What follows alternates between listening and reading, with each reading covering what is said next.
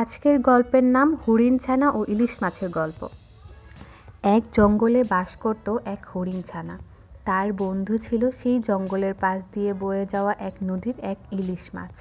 তার বন্ধুত্ব ছিল মানিক জোড়ের মতো। তার সাথে দুই বন্ধুই ছিল ভীষণ দুষ্ট আর জুড়ি মেলা ভার। নতুন নতুন সব বুদ্ধি খুঁজে বের করতো তারা দুষ্টামি করার জন্য। একদিন হঠাৎ তাদের মাথায় বুদ্ধি আসলো নতুন এক খেলার, কিন্তু সে খেলা ছিল ভয়ঙ্কর।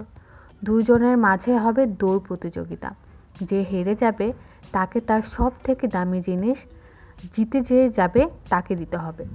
ইলিশ থাকবে পানিতে আর হরিণ ছানা ডাঙায়। এভাবেই হবে তাদের খেলা। শুরু হলো দৌড়। একবার না, দুইবার না, তিনবার তাদের মাঝে দৌড় হলো, কিন্তু তিনবারই হেরে গেল হরিণ আর জিতে গেল ইলিশ। এখন কথা রাখার পালা। ইলিশ অনেক ভেবে চিনতে বের করলো হরিণের মাংসই হলো সব থেকে দামি তার জন্যে। ইলিশ হরিণের কাছে তার দামি বস্তু, তার মাংস চাইল জিতে যাবার পুরস্কার হিসেবে। হরিণ খুব কষ্ট পেল বন্ধুর এরূপ কিছু চেয়ে বসায়, কিন্তু সে তার কথা রাখলো। হরিণ তার নিজের অংশ বন্ধু ইলিশকে দিল আর দুঃখ ভরা মনে বিদায় নিল প্রাণ দিয়ে। এরপর অবুঝ ইলিশ যখনই ডানার কাছে আসে তখনই দেখে তার বন্ধু নেই। সে এখন আর তার কোনো খেলার সাথে খুঁজে পায় না।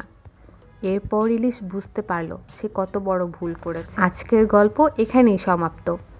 এর পরের ভিডিওতে থাকবে আরও মজার কিছু গল্প। ভিডিওটি ভালো লাগে থাকলে অবশ্যই লাইক, কমেন্ট এবং সাবস্ক্রাইব করবেন এবং ফেসবুক থেকে দেখে থাকলে ফলো করবেন।